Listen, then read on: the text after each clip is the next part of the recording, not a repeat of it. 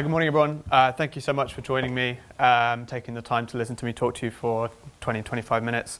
I'll hopefully allow a few minutes at the end for some questions, so please, if you think of anything, do kind of raise your hand at the end. My name is Alex Cash. I work for a company called OneTrust. I hope a couple of people have heard of us, but if not, we are a privacy and security software vendor, historically known for privacy, specifically GDPR. But over the last year or so, we've really moved into a more of a security focus, particularly around incident and breach management, as the GDPR changed or added some additional responsibilities for our security teams, for our CISOs, and other parts of the organization. So we're going to talk about this particular topic as it relates to what we do as a business, what our customers do, and how do we respond to those different obligations, particularly around compliance. It's almost every week that we see a new headline of some very large brand having some terrible data breach or incident that is going to tank their stock price or something like this. And it's become almost inevitable for large organizations that incidents will occur and that they will get press attention as well. And when you get to a certain scale, when you get to a certain level of press awareness, this becomes a brand issue, a customer faith issue, and can impact revenues as well. And one of the reasons why this is becoming so clear and so transparent is because of different reporting obligations.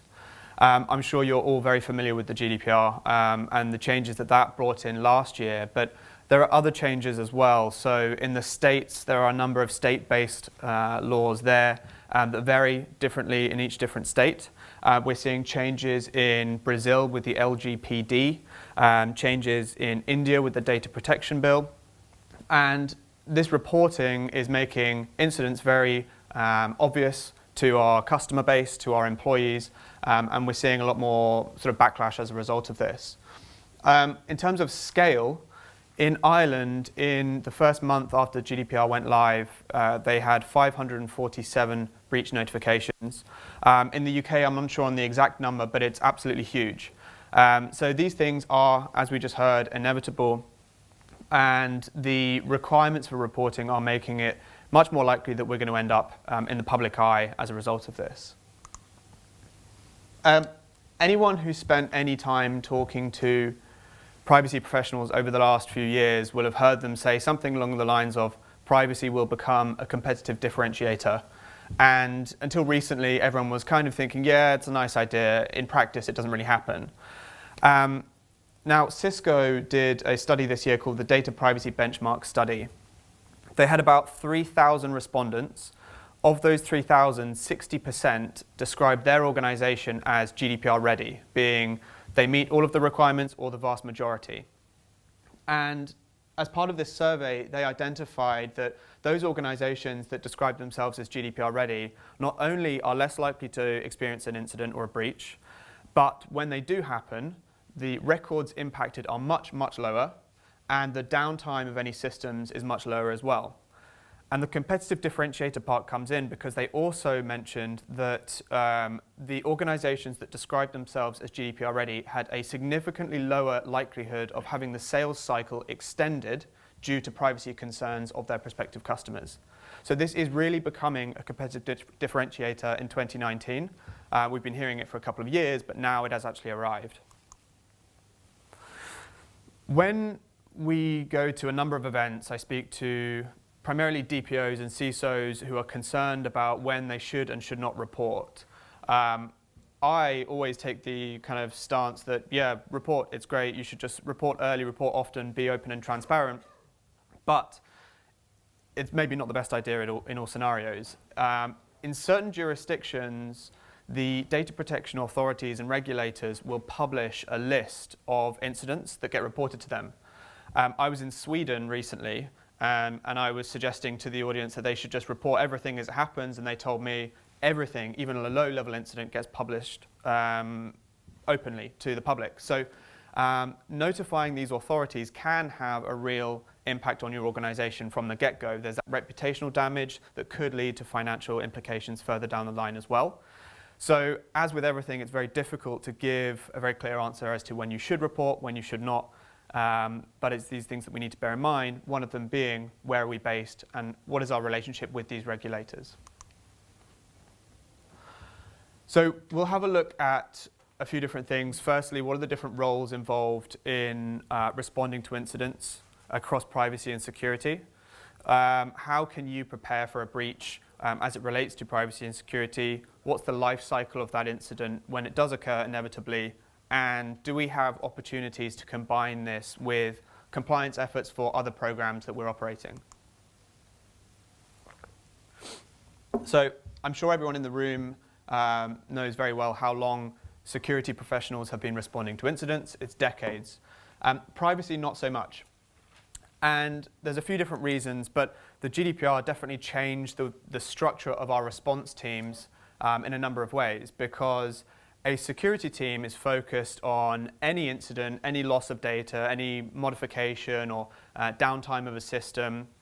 They're interested in primarily technical and organizational controls and vulnerabilities.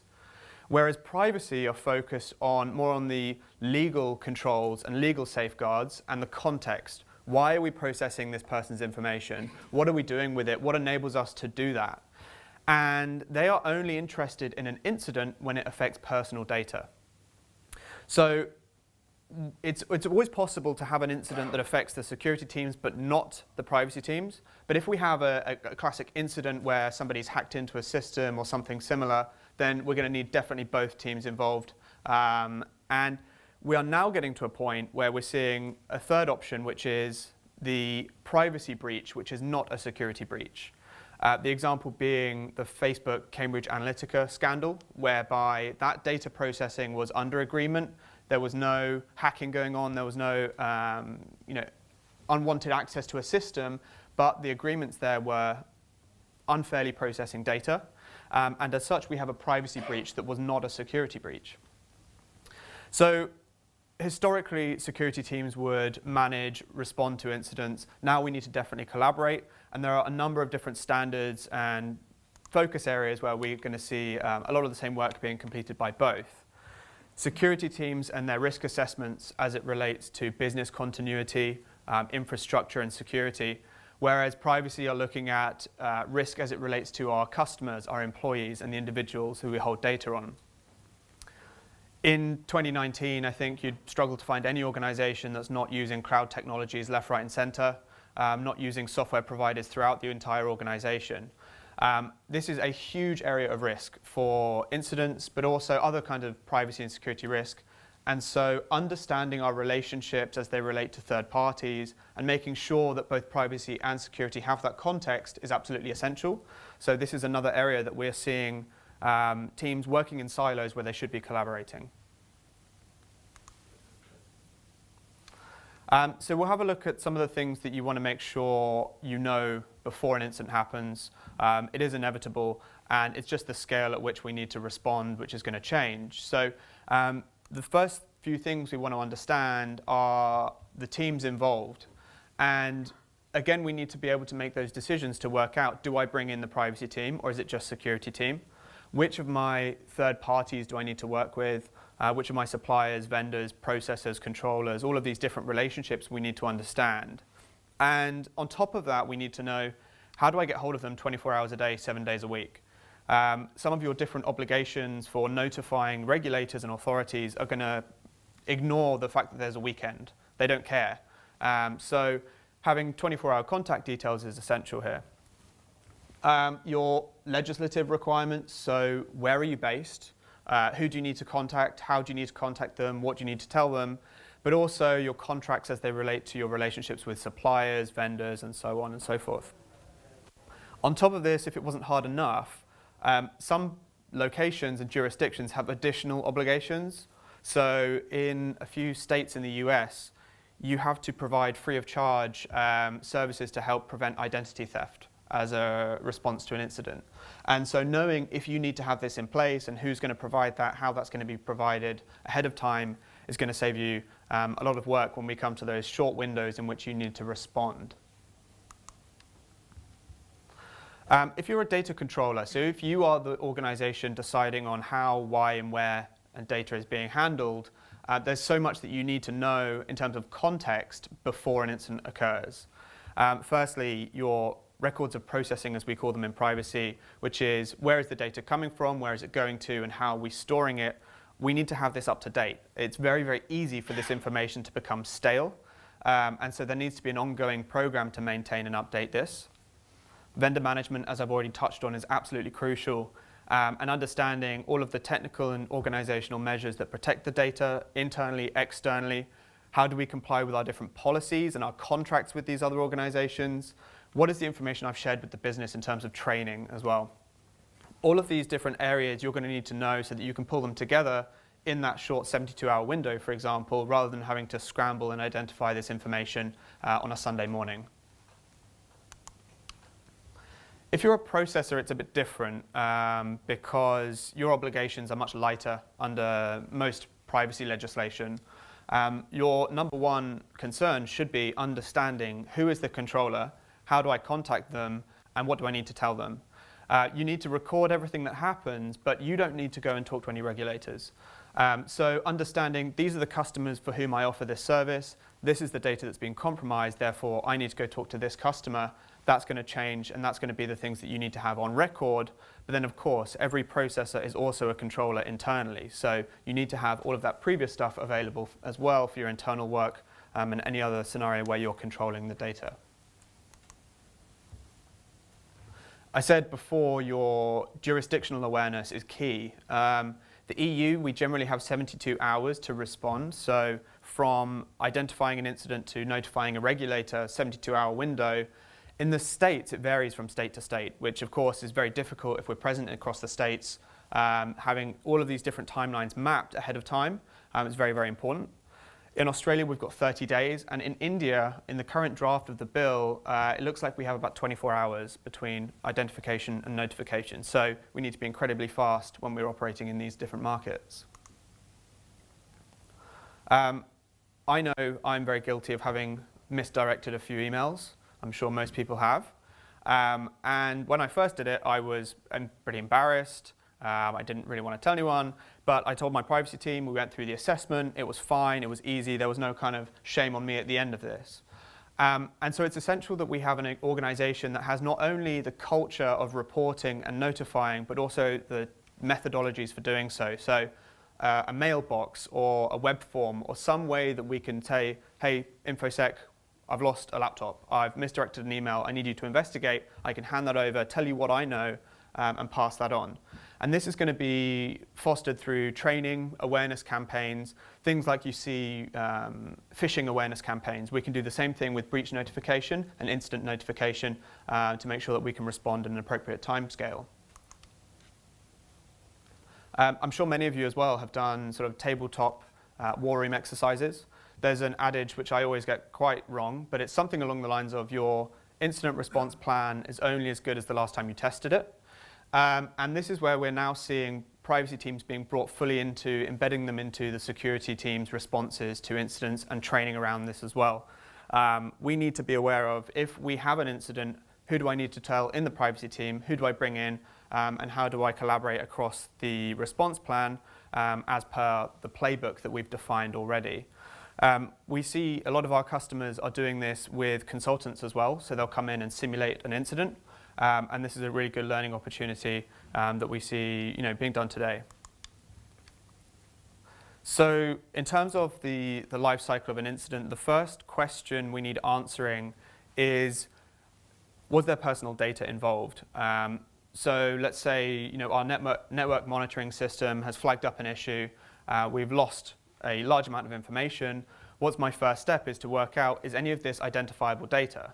And how do I do that? Well, we're going to have to look back at your records of processing, because I know that this system has been compromised at this time and this date. This is the information it held. This was the process that this system supported. And that's how we're able to work out very quickly, is this a security issue or is this a privacy issue, or both?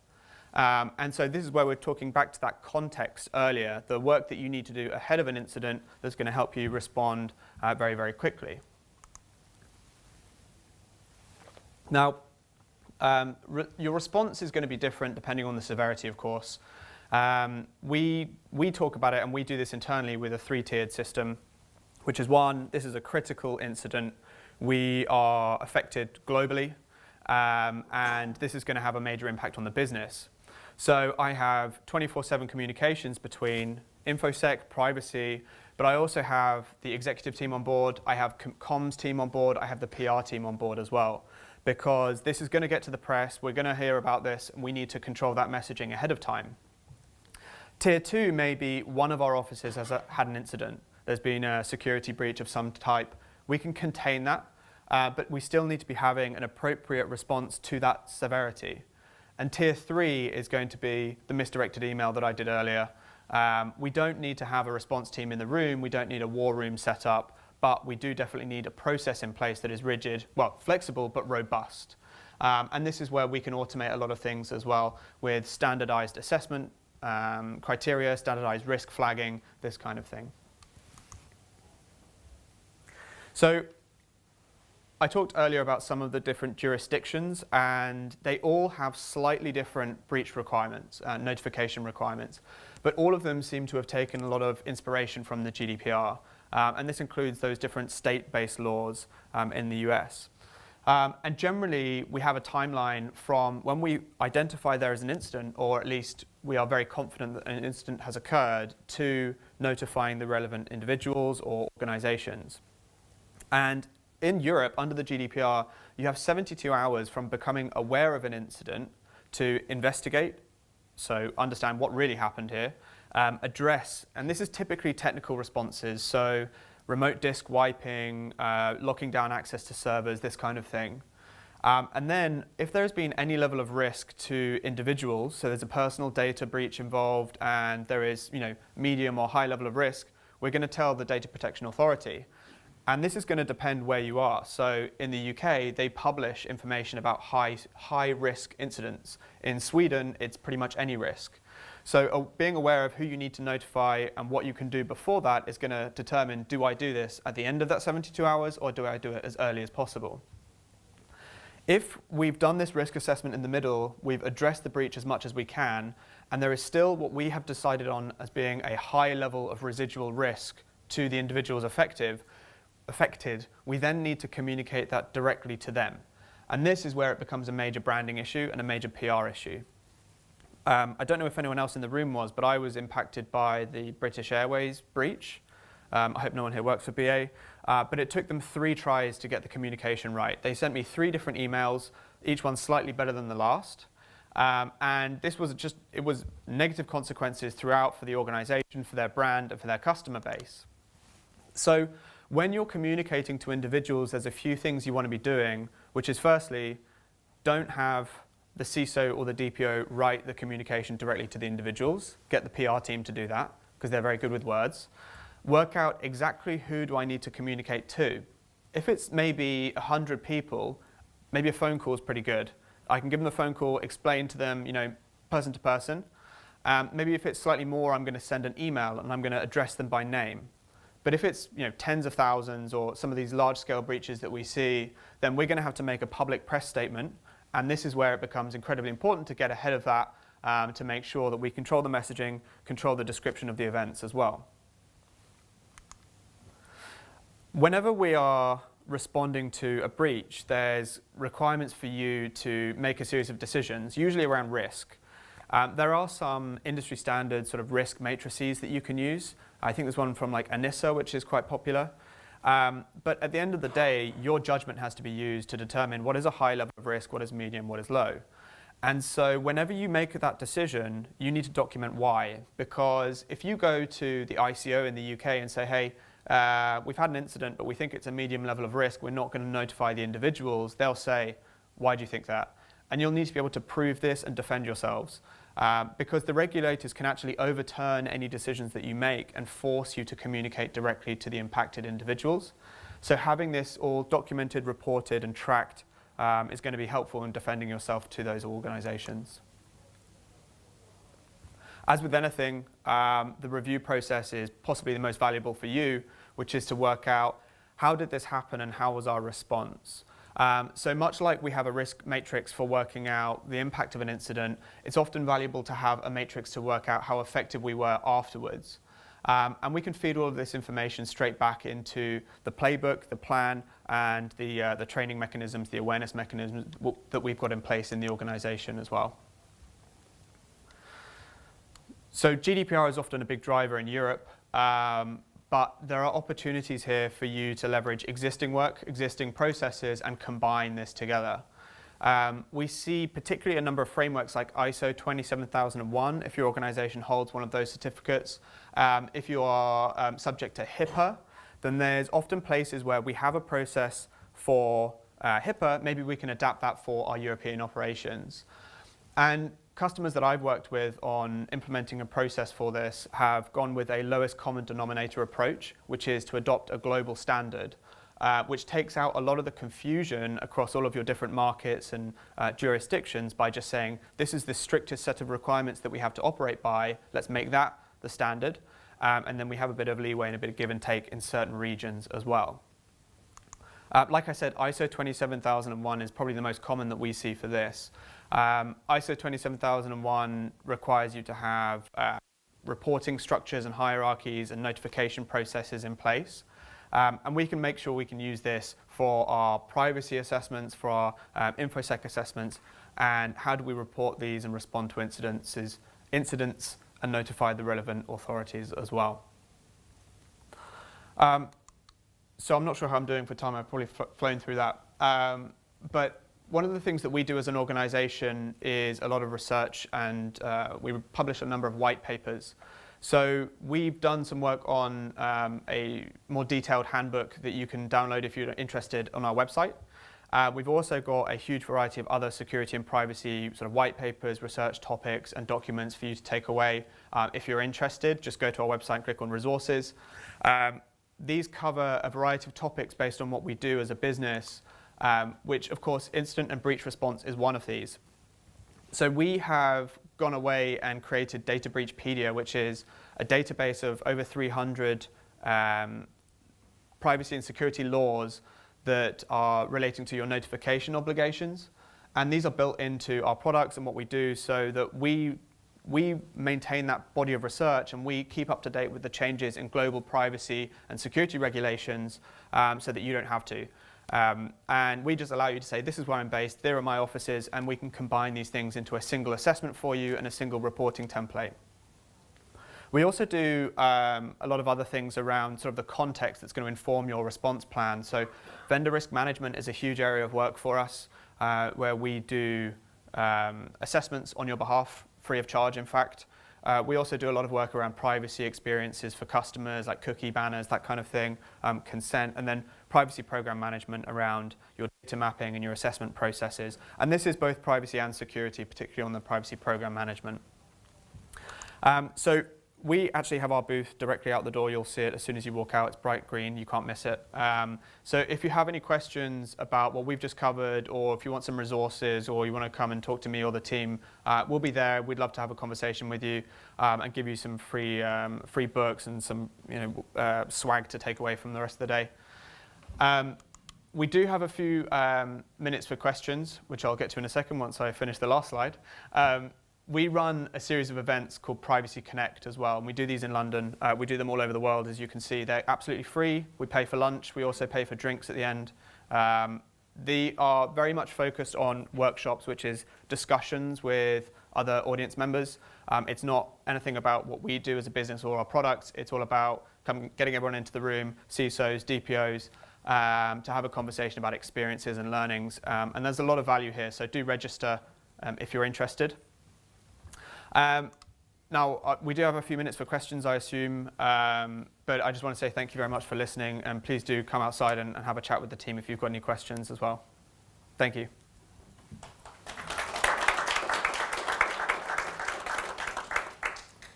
Any questions for Alex? Okay, Alex, I've got one. So you mentioned the third-party aspect, and certainly when I was a CISO, one of the biggest challenges in financial services was, that third-party, fourth-party supply chain. But equally, one of the frustrations between the various different banks and insurers was we were all approaching the same vendors, asking the same questions, and ultimately, how can we start to consolidate that? So is that a service that you're starting to offer? So, it's a common problem. We get the same maybe 10 assessment templates, security assessments, privacy assessments all the time. So we are doing something around this whereby we act as the middleman. So we've built an assessment which combines like SIG-Lite, the CSA, CAKE assessments, all of these shared assessment standards, and we then go away and approach third parties, run those assessments on your behalf, and then make them available. And then because of that, our other customers can request them as well. So we're very much focused on kind of running as a middleman. We do this actually for free because it provides so much value to our other customers, which seems to be, it's valuable for our particularly customers that are starting a more thorough process. But like you say, you're approaching the same vendors, they're getting the same questions. Why answer them twice? So yeah, absolutely.